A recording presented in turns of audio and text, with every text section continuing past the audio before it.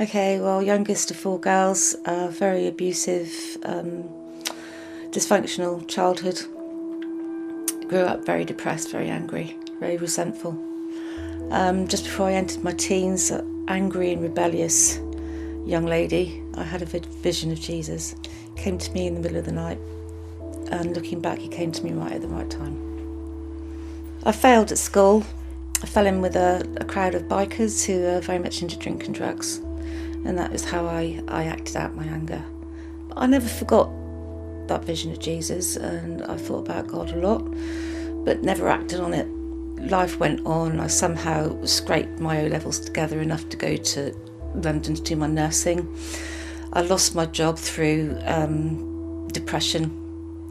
Came back to stay with my dad. My life just deteriorated through drink and drugs and depression, and went on like that until my early 20s when I had my eldest son Ben. Split up with his father. Went on to have 3 more children, my different fathers. Met the love of my life at the age of 27, and unfortunately he committed suicide. So it's just, another level of grief that I had to deal with. But I eventually came to terms with that. Anyway, I met Dave when I was 36, and unbeknownst to me, he was a heroin addict. It wasn't long before I started using it and became addicted to it. I had all the love for my children, but I knew deep down that I wasn't a capable mother, because I knew this addiction, this heroin, this lifestyle was always going to come first. And it wasn't because I didn't love my children. I was out of control, and I knew that, and I knew they needed better. They deserved better. Cried every day, miserable, depressed, guilty, suicidal. But I loved them enough to put them in a safe place and walk away. Went through 10, 12 years of hell with active addiction, became homeless on the streets, surviving petty shoplifting. In the depths of my depression in those years of active addiction, I was full of fear. I was frightened of everything, frightened to go out my front door, frightened to speak to anybody. And, by that stage I thought, you're going to die. In fact, I've been waiting to die for quite a few years. I'd actually given up on having any kind of life for a good few years. And I just, come on, get it over with. I cannot go on like this. I just can't live like this.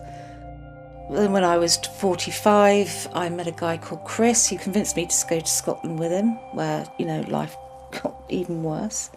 So I ran away back to Exeter and became homeless on the streets again, where I met Exeter street pastors. There's this one particular lady that I used to see quite a lot, and she got down on the pavement with me one night, and they said, Rose, what are you going to do? You cannot go on like this.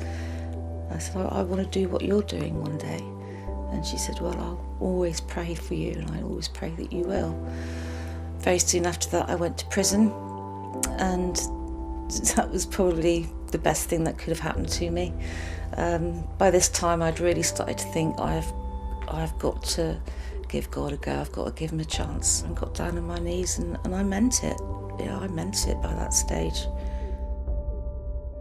Since I became born again, I've confidence, my mental health improved dramatically, because it had to happen like that. There was no point in reaching out to my children until I was fixed, because nothing would have changed. The circumstances had to be right. So I mustered the courage to contact my children. I always, for a few years, saw them on Facebook. The older I got, the children were more fragmented, and because I felt more confident, I felt, well, actually, I can face them again if they would just listen to me. I would be nothing but honest. And I messaged them and waited over the years for the messages back to trickle in, and they did trickle in, and they were open to me, and they were willing to listen. I got better. It's hard to describe, but I just got better. It just happened over about 10 years, I suppose. At the very beginning of my recovery, I prayed just to stop using drugs, and then I stopped using drugs, and I prayed to be able to go out.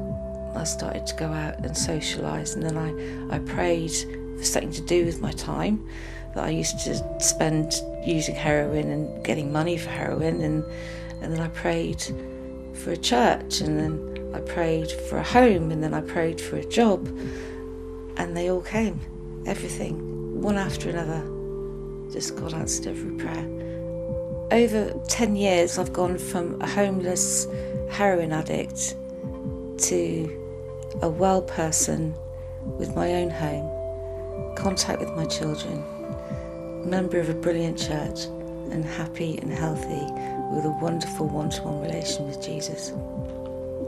From sitting down on the street with the street pastors to now going out on a Saturday night being a street pastor, that's extremely satisfying.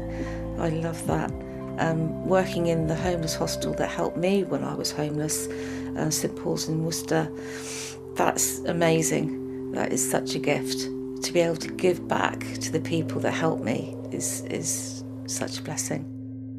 I was waiting for my life to end, and now, you know, they say life begins at 40, well mine began at 50, and I want to increase the hours that I'm doing at my work, and eventually I want to foster a child.